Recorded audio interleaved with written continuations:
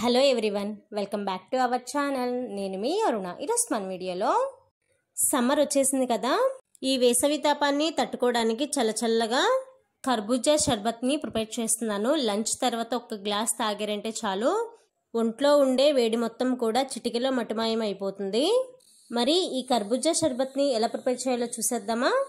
ముందుగా మీడియం సైజులో ఉండే మస్క్ మిలన్ని తీసుకోవాలి. మస్క్ మిలన్ని నీట్గా వాష్ చేసి మిడిల్కి కట్ చేసుకొని కర్బూజాలో ఉండే సీడ్స్ని సపరేట్ చేసుకోండి. వీటిని వేస్ట్గా పడేయకుండా ఎండలో ఒక 2 days పెట్టుకొని డ్రై అయిన తర్వాత స్టోర్ చేసుకొని స్వీట్ రెసిపీలో యూజ్ చేసుకోవచ్చు.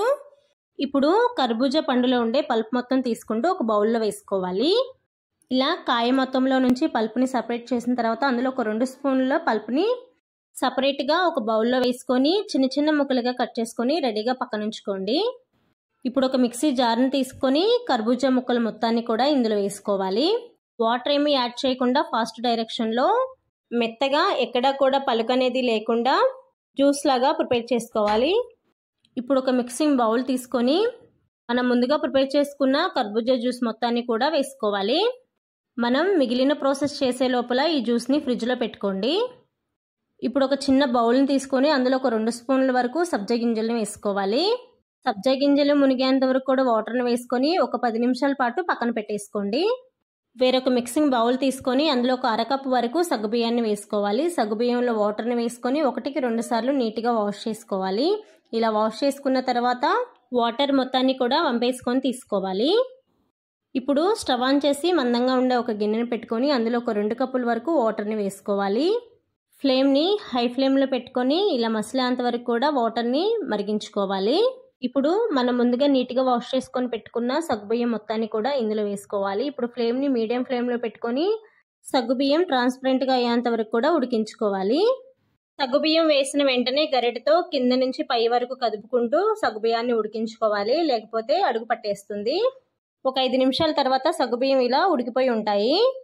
ఫ్లేమ్ని లో ఫ్లేమ్లోకి అడ్జస్ట్ చేసుకొని ఇందులో ఒక 2 కప్పుల వరకు ఫుల్ ఫ్యాట్ మిల్క్ని తీసుకోవాలి. పాలను వేసుకున్న తర్వాత ఫ్లేమ్ని మీడియం ఫ్లేమ్లోకి అడ్జస్ట్ చేసుకొని ఒక మరుగు వచ్చేంత వరకు కూడా మరిగించుకోవాలి.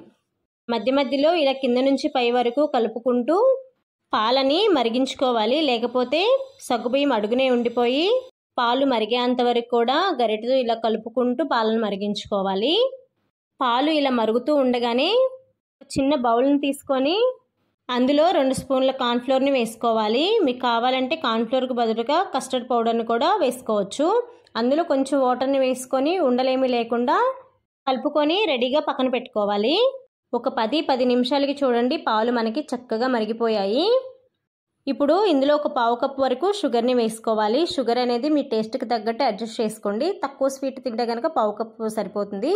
మీరు ఎక్కువ స్వీట్ కనుక తిన్నట్లయితే 1/2 కప్పు షుగర్ని వేసుకోండి. షుగర్ని వేసుకున్న తర్వాత ఫ్లేమ్ని హై ఫ్లేమ్లో పెట్టి ఒకసారి బాగా కలుపుకోవాలి.